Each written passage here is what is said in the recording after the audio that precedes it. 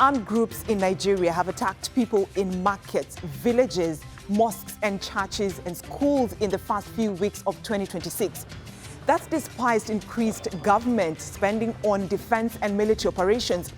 But do Nigerians feel safer? It's because the community are neglected.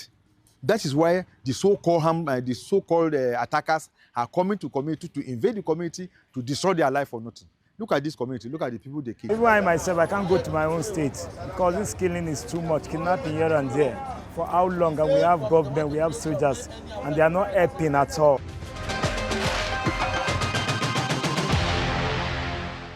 For years, Nigeria has been tackling numerous security threats on multiple fronts. The February 3rd attacks in Nigeria's Kwara State left nearly 200 people dead. It was one of the deadliest in recent years, but not the first. Grace Kanja takes a look at the security situation in the country and the proliferation of terrorist groups in Nigeria. The night of February 3rd was one of horror for residents of Woro village in the north-central region of Nigeria. Terrorists had issued a request to come and preach, but when they were rebuffed, they massacred at least 170 people before dawn. The situation now is better for those who have died than for those children and women who have been abducted. Human rights organization Amnesty International said it was appalled by the stunning absence of any form of security for the protection of lives. President Bola Tinubu has deployed an army battalion to, in his words, checkmate the terrorists and protect defenseless communities. And a small advisory group of American troops are also on the ground following U.S. President Donald Trump's assertion that Christians are being killed in the African country. Troops or not troops, terror groups in Nigeria are deeply rooted. Borno State in the northeast has been the epicenter of conflict between the Nigerian army and Boko Haram since 2010. Over the years, their number has only increased. By 2020, more terror groups had formed and their influence has grown even to Niger and Kwara states. Last year, the Mahmouda terror group in particular controlled strategic locations in Kwara, but are said to have been pushed back by the Boko Haram Sadiku faction in late 2025. Some researchers say the Kwara attack was orchestrated by the Sadiku. According to 2021 UN data, more than 35,000 people in northeastern Nigeria alone have been killed by terrorists since 2009. Research shows the terrorists have adapted to the super camps tactic used by Nigeria's military, where they consolidated heavy forces in key towns in the region. These terrorists, of course, they are connected with a global network where they have a lot of information, new tactics, new weaponry, like drones you just mentioned. And that has given them a significant operational capability. So they were able to actually put a lot of pressure. When you concentrate troops somewhere and they have aerial surveillance equipment and they can, in real time, they can inflict even more damage and be better prepared. They've also expanded their sources of funding from collecting tax revenues from locals to tapping into cryptocurrency. In 2021, the UN warned that 1.1 million people could lose their lives by 2030 in the northeastern region alone if the conflict continues. And attacks are now spreading to the north-central. Grace Kanja, Africa Matters. Now, several armed groups operate across Nigeria with different motives. Boko Haram and its splinter group Daesh West Africa say they're fighting the Western education system, which goes against its religious beliefs. While criminal gangs often carry out community raids and mass kidnappings for ransom, high unemployment in Nigeria has made kidnappings a lucrative business for organized criminal networks. Lagos-based firm SBM Intelligence estimates that between July 2024 and June last year, criminal gangs collected at least $1.8 million as ransom for their victims' families. And it's not only taken a financial toll. The United Nations says that since the insurgency began in 2009, more than 40,000 people have been killed in Nigeria, with over 3 million people internally displaced across the country. The Nigerian government has declared a national security emergency and introduced reform. But it blames informers in communities and in government for undermining intelligence gathering and early warning systems in the fight against armed groups, especially in remote areas. Now, what these guys do is that they have informants spread all over. And, I mentioned the issue of the informants. So what they do is that once troops are at this particular area, they give the information, nobody is at that area. And so they move to such areas. And because sometimes the infrastructure to get there takes time, most times there are no communication sites. So before you even get the information, the deed had already been done. They had already gone before you get the information. The Nigerian military says 200 U.S. troops are now expected in the country to help train soldiers fighting militants, but they will not be involved in combat. Joining me now is Dr. Kabir Adamu, security and intelligence expert, CEO of Beacon Security and Intelligence Limited. He's with us from Abuja, Nigeria. Dr. Adamu, great to have you here on Africa Matters. Why do you think the Nigerian government is struggling to secure the country? There's been a series of attacks already. Yes, I mean, this year alone, as you know, I run a company called Beacon Security and Intelligence Limited. And when we looked at our data for January, we saw a 37% increase in security incidents compared to December. We also saw a 59% increase in fatalities when compared to December. So clearly, the efforts of the Nigerian government are not yielding the kind of fruits. And the reasons are many. Number one is the structural and institutional challenges within the national security apparatus. There are about 42 organizations that have responsibility for achieving national security, but they all have challenges. If we look at the military is involved in mainly internal security operations that are not its core mandate. It doesn't have enough personnel. It also doesn't have the requisite equipment that it needs to carry out those responsibilities. Most of the threat elements are modern threat elements that require a very different equipment from what traditionally the Nigerian military has. And I think one of the good things recently is the visit of the Nigerian president to Turkey, where an agreement was signed for supporting defense and military operations. Now, if we also look at the police has a lot of structural and institutional challenges in terms of numbers, in terms of its ability to carry out policing functions. It is balkanized. And so its role as the lead player in internal security is severely is handicapped, and that's why the military had to step in. And then, of course, the several other organizations, the intelligence department. Added to that is the lack of synergy between these organizations. Then we must also talk about the geopolitical issues. The Sahel, as you know, is a challenged part of the world, and most of those challenges are feeding into Nigeria because of its porous borders. Adamu, Nigeria has a borderline. Allow me to interject. We'll get into that in terms of Nigeria's porous border. But just based on what you're saying, then can we say that what you've said, is just some of the gaps that the militants have been exploiting? Yes, I mean, beyond these institutional and structural challenges, the major gaps that are being exploited by the criminal elements are socioeconomic factors, poverty as an example, unemployment. Nigeria has a youth bulge. Over about 60% of the population are within that youth group, and almost 70% of that youth bulge are either unemployed or underemployed. So it's very easy, for instance, for the criminal elements to incentivize them. Then weapons proliferation is another factor. Drug, addiction and the other challenges associated with drugs are also part of that. Then the political circumstances in Nigeria, the perception of marginalization by a significant portion of the Nigerian populace is also another factor.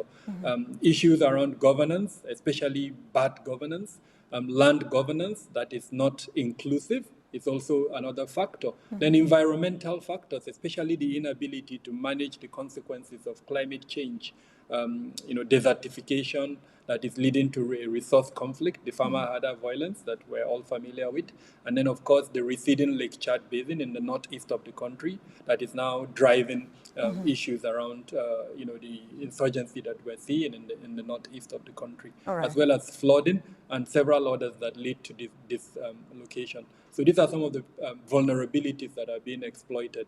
I did mention at the beginning that there are institutional and structural challenges within the security apparatus. So that is also being exploited. Just to clarify, the federal system in Nigeria maintains an exclusivity for security operations. So that means only the federal government has armed security personnel. And as you go further away from the urban centers, you find very little presence of security personnel in those urban areas. So that also is being exploited. There are also ungoverned spaces. These are forests, mountainous areas that have very little security presence that are being exploited by these threat elements. So is the Nigerian government addressing the root causes that have made armed groups to flourish in the country? So just 2 days ago, between the 9th and 10th of February, the National Economic Council held a conference which brought together the federal and subnational officials with a view to achieving what it calls sustainable development. And in that conference, several aspects of both developmental as well as security issues were addressed. And the idea is to see how the federal and subnational governments will address some of these root causes. But I must say it is work in progress. Most of the challenges I identified earlier on are still existing, even though there is a national plan, economic plan, 2025 to 30, that seeks to address these challenges. The reality is that not much has been done. One major gap is the absence of governance at the local level. This current administration has attempted to empower or reinvigorate the local government system that has been almost moribund for the past 30, 40 years. Unfortunately, the political class has not been supportive of that, and so you still don't have gaps at that local government level where the basic necessities of life are missing. And so as long as that remains, it will be very difficult to address the root causes of insecurity. No, earlier on, Adamu, you talked about some of the defense deals that Nigeria has. Nigeria actually has, one of them being with Turkey and then also the United States. And the United States says that it will deploy 200 American troops to Nigeria. How will the deployment of these troops help Nigeria win the war? The aspects of this diplomatic kind of engagement between Nigeria and the United States seem to be more on training, intelligence gathering, tactical, operational, supervisory functions.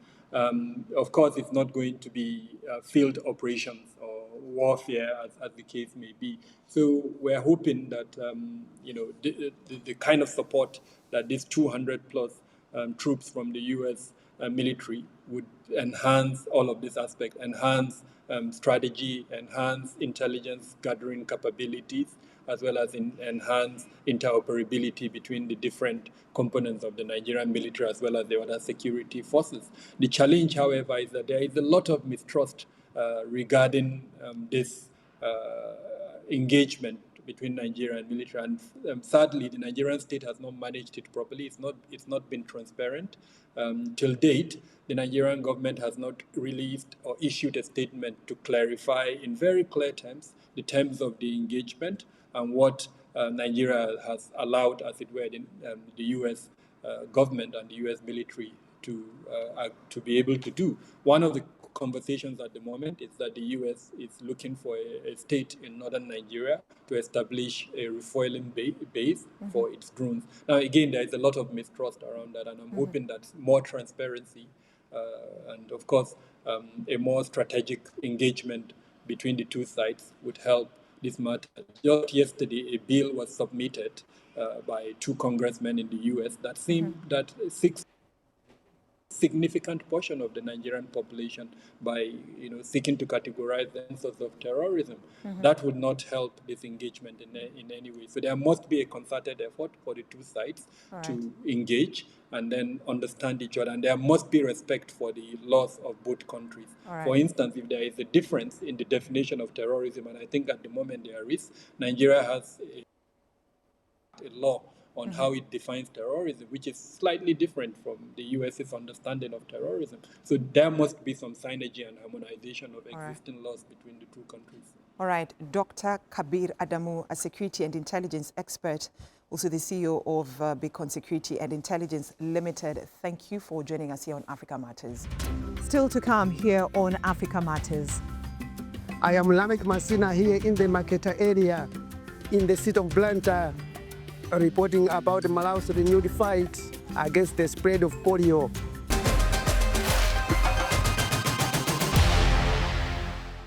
To Malawi now, which has launched a polio vaccination campaign after detecting circulating vaccine-derived poliovirus type 2 in sewage samples in the city of Blantyre. Health officials warn the virus can cause irreversible paralysis, especially in children, and say they are working with the World Health Organization to contain it.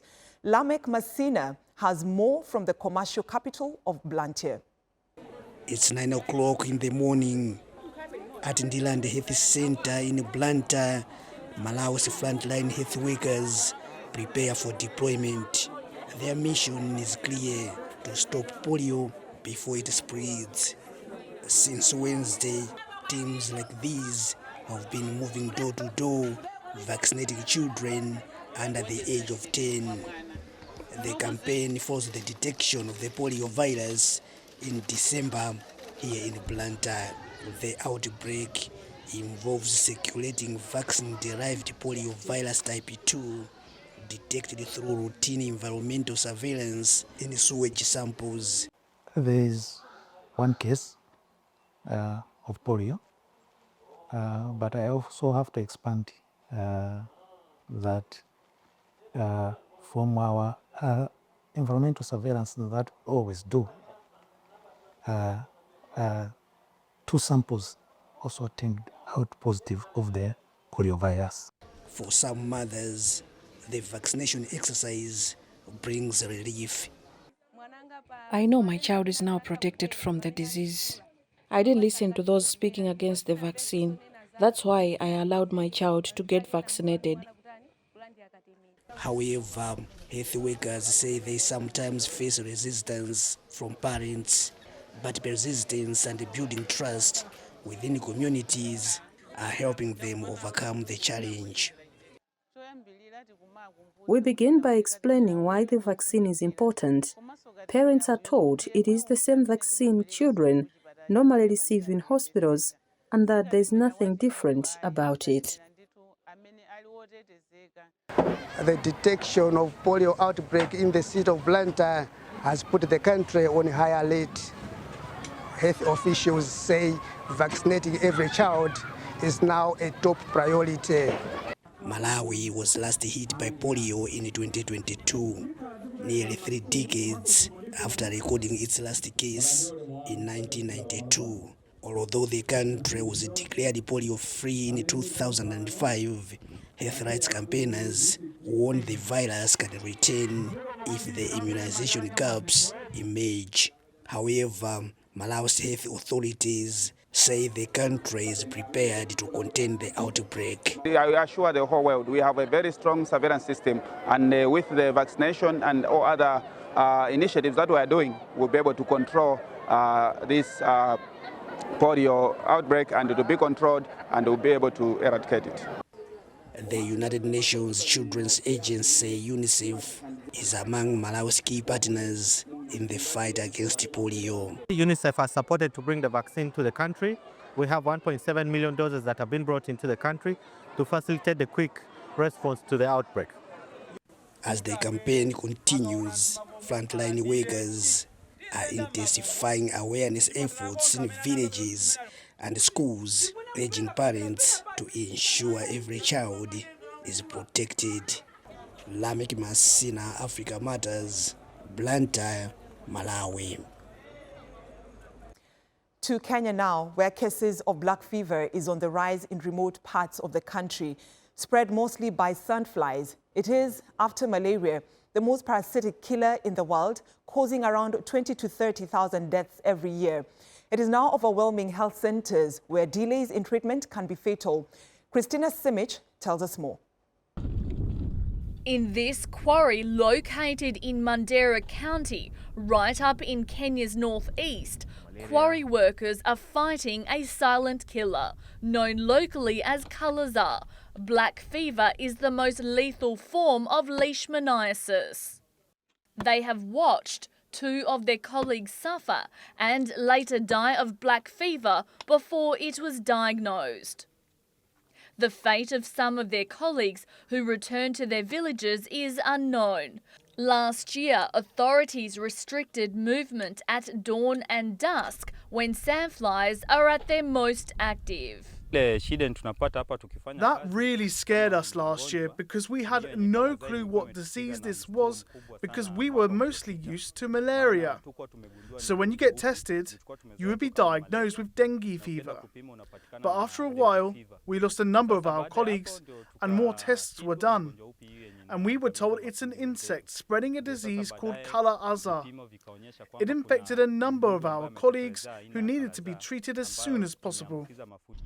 In the remote areas of Blantyre County, there are only 3 treatment facilities capable of treating black fever, so many turn to local pharmacists who often misdiagnose.